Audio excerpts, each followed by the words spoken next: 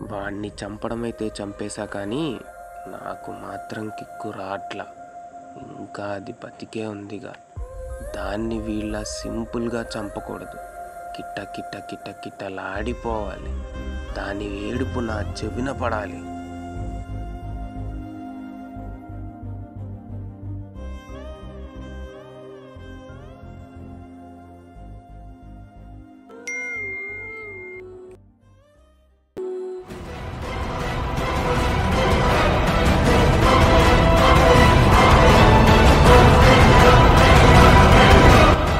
ఒక ఐడియా జీవితాన్నే మార్చేస్తుందంటే ఇదేనేమో.